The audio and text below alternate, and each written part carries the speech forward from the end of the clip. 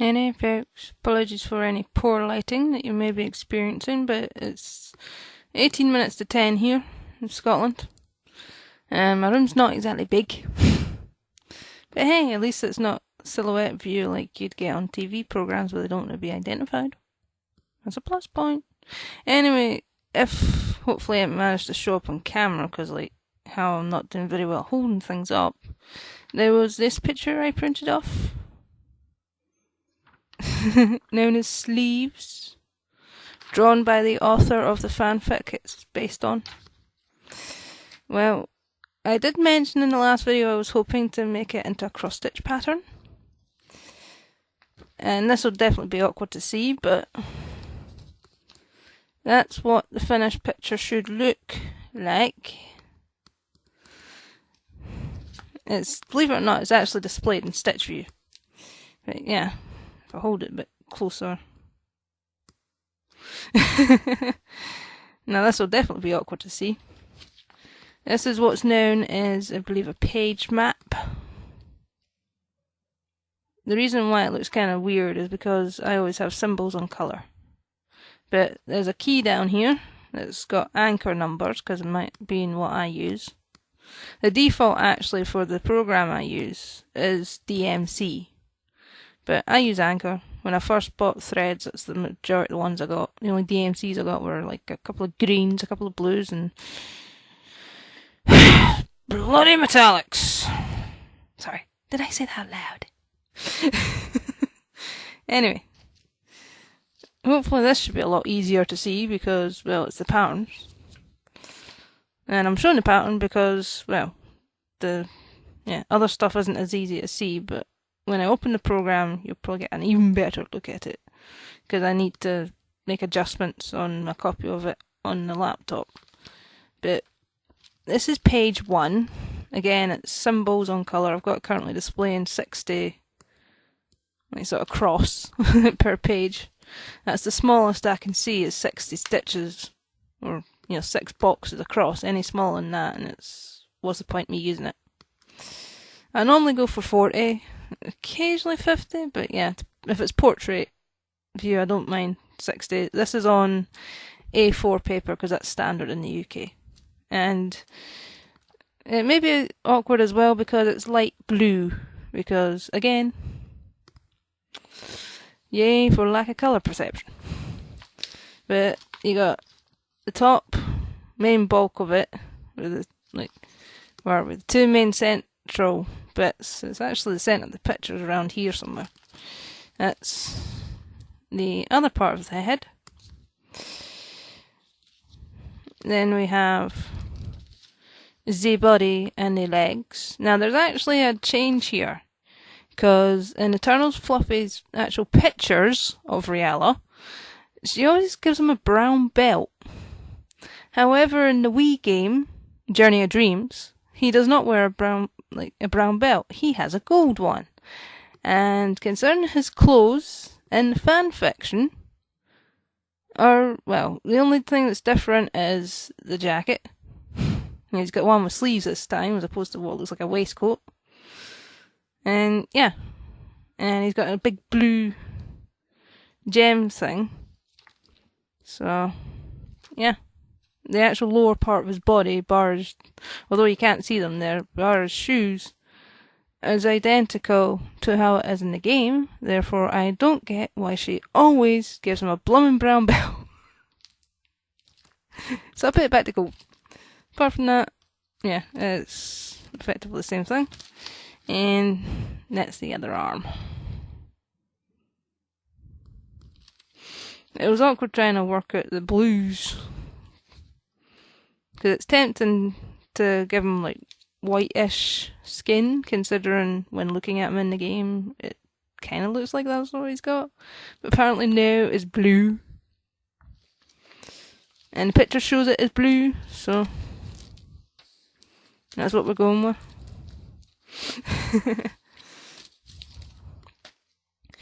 Now, as I said in the last part, the actual current project, again this might be awkward to see, is that treasure box.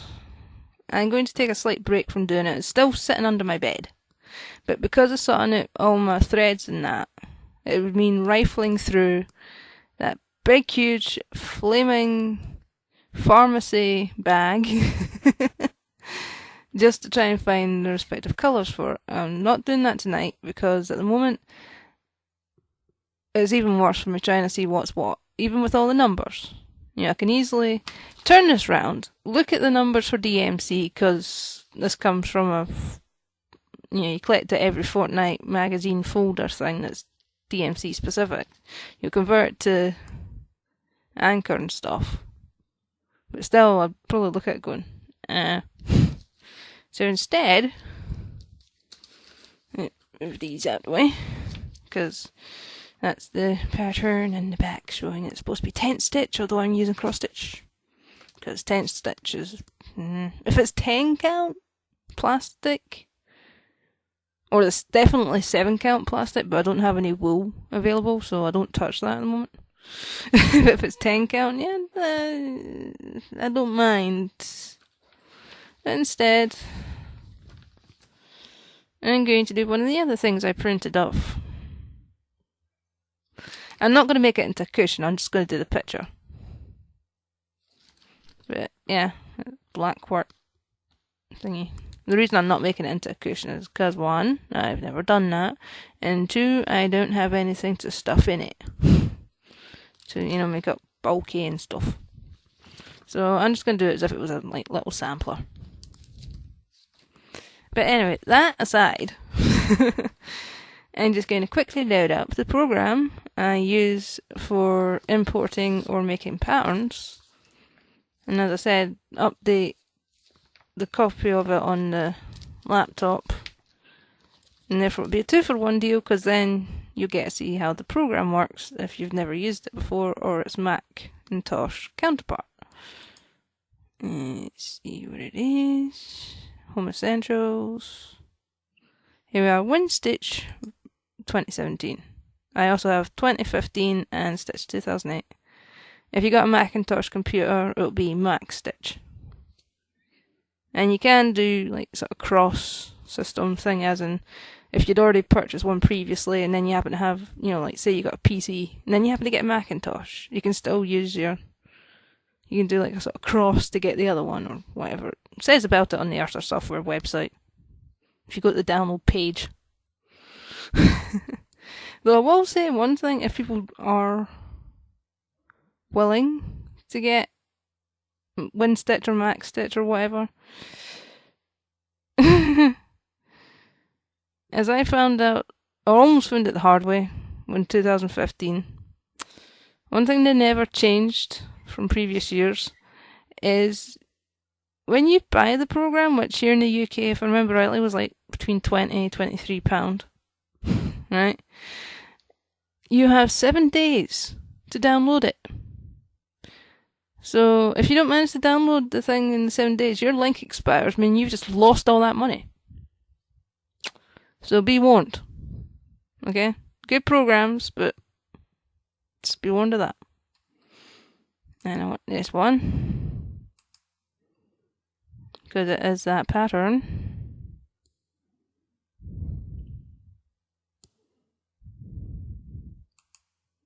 Now, put a bigger screen. If you notice, it shows it in inches here. I don't know if I can change the... Might be able to. 1 second. Here's my main options. Got the file menu. You got a wizard to help you out. I don't think I've ever used it. Open stuff. Open recent. Sample charts. New chart. New border. New alphabet. Plastic canvas and tapestry. I think the only thing I've done closest to tapestry is weaving.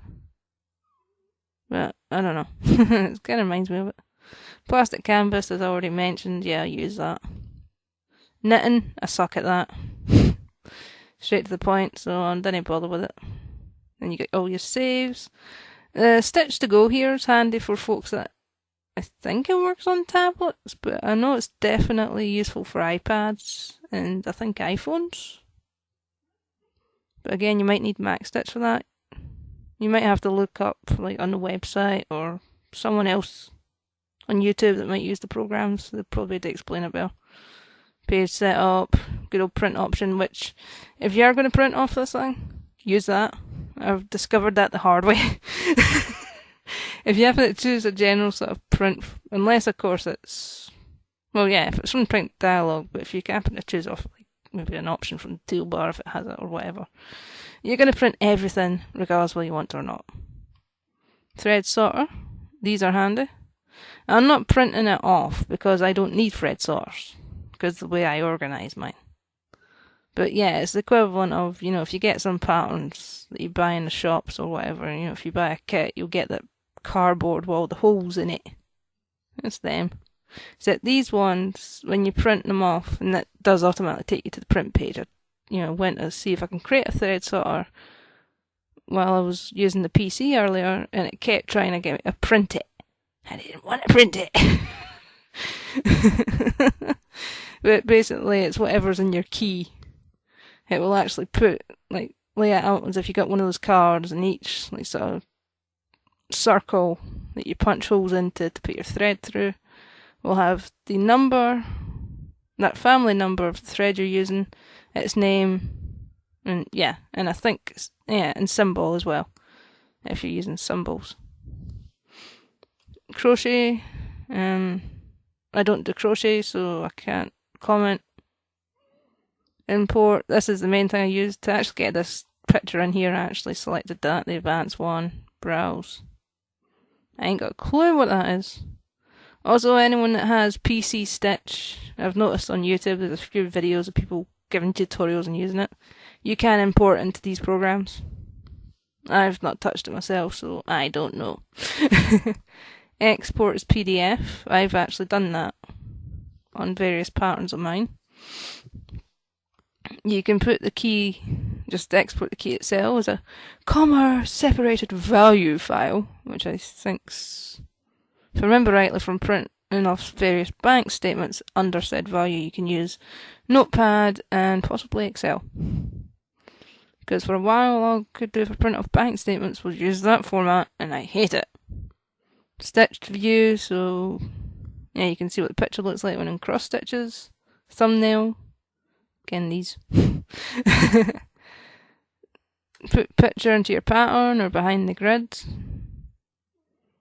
Edit is not that much different to your standard edit menu from other programs.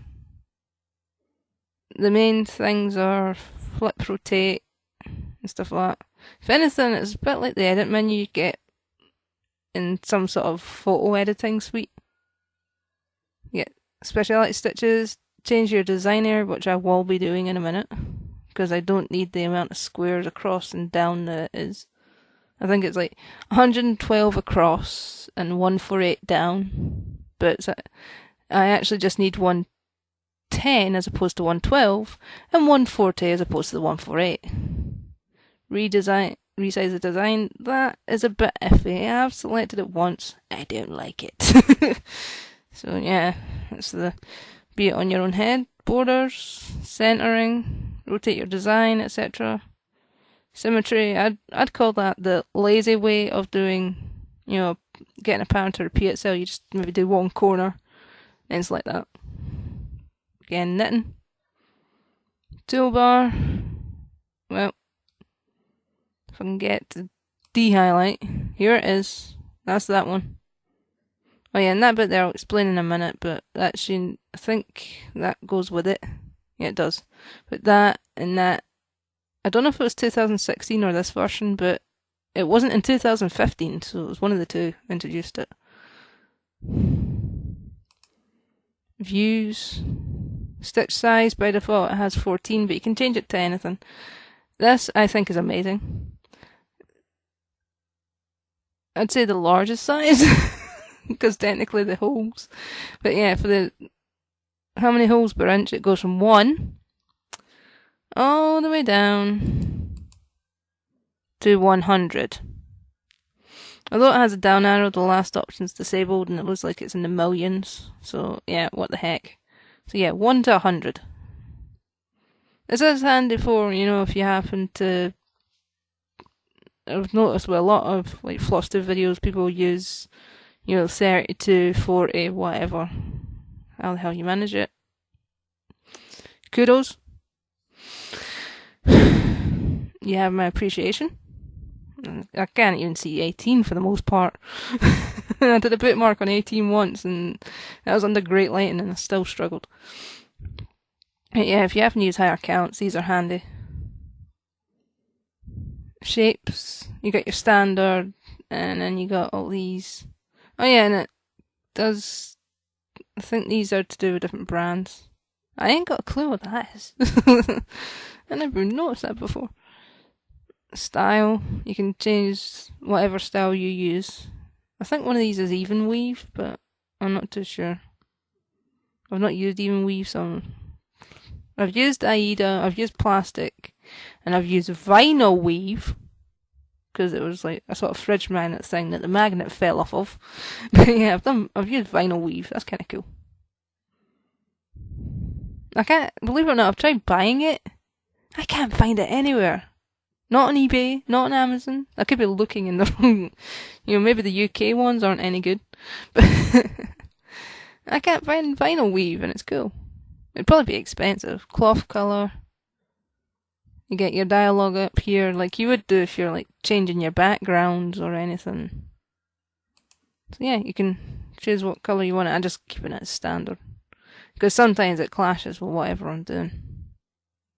Oh yeah, and that's one thing I will warn. If you do change cloth colour and you want to print it off, it will actually print off whatever colour your background is. So if you wish to have have a certain colour on screen while you're working, but you don't want that colour when you're printing, change it back. Again, I learned that the hard way. It was annoying. I had blue on the background so I can see better. But printing blue background on blue paper does not go.